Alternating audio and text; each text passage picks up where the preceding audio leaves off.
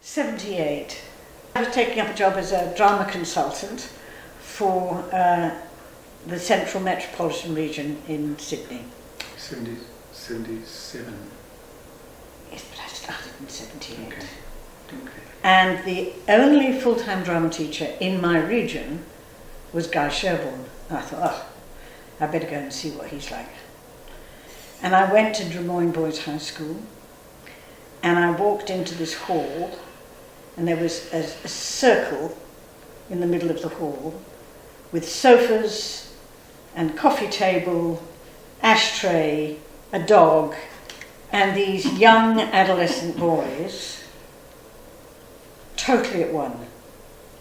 They were so focused, and I realised from the way that they were talking that he was extraordinary. His way of dealing with these kids, where they spoke with each other, the respect, I just fell in love with him. It was just instantaneous. It was so powerful. I felt as I'd been sent to the back of the hall. He was just talking with them, and it was so exciting.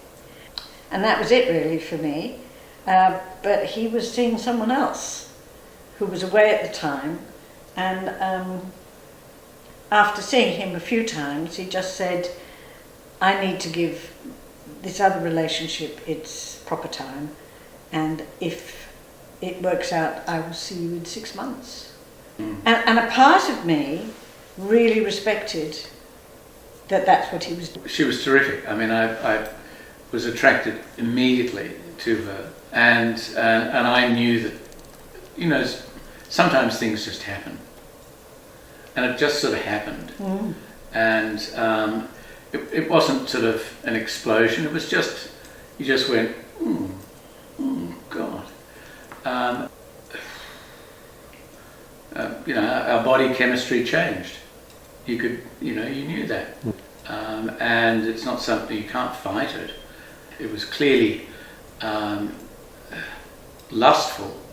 It clearly had all of those things. And I had known that for me to have a proper relationship, it needed to be ongoing, and I needed a woman who could have children and bring children properly into the world. So it was really his impulse to buy the house. I was invited into it. And then Guy said to me at one point, we should have a child or something like that. I said, really that literal? You were so literal, Guy. And I said, okay, can I say what I said, that would be very nice, but can I just say that for me, I would like to have the security of being married. So I said, I remember sitting, we were having breakfast, and I remember sitting, and he said, okay, that's okay. So I said, does that mean we're getting married? And he said, yeah, I suppose so. So I went, okay, so you're going to ask me? He said, no, because we've already discussed that. So I said, okay, I'll go and buy myself a ring. And I went and bought myself a wedding ring. I found out a year and a half later that my sister had bought the ring exactly the same time in the UK, and it was the identical ring. The same ring. So then we went to England, and I didn't tell my parents that we were getting married. Sort of meet him as the person he was. As a non-Jew. As a non-Jew coming in to a Jewish family. And my father said, if you have considered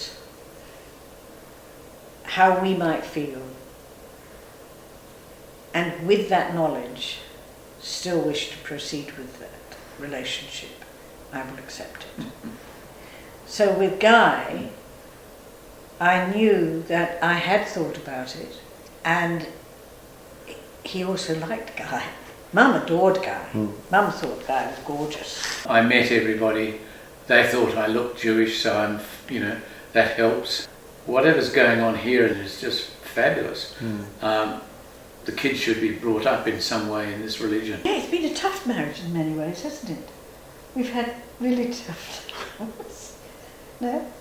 Well, you'd have to... Putting on the gloss. No, you'd have to tell me, no?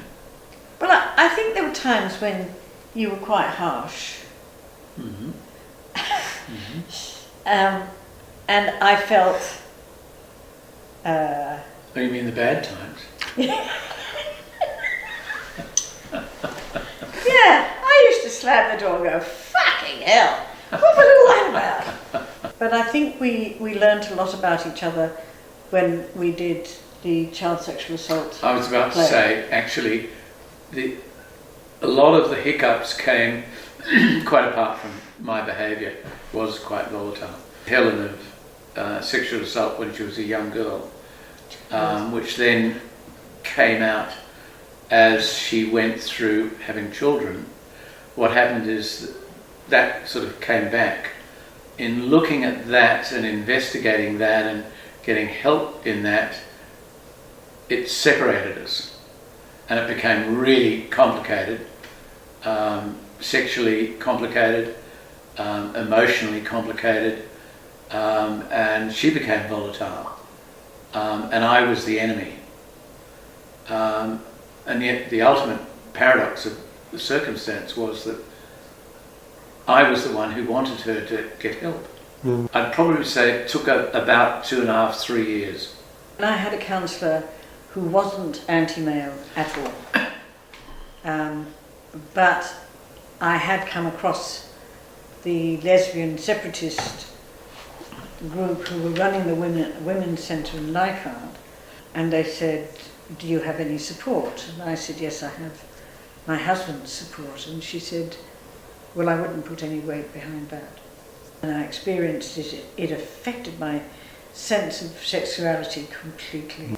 No, I wrote these pieces to myself, for myself. Yeah. Inadmissible evidence came later, 10 years later. I think we're so much better than we were because we've relaxed, both of us.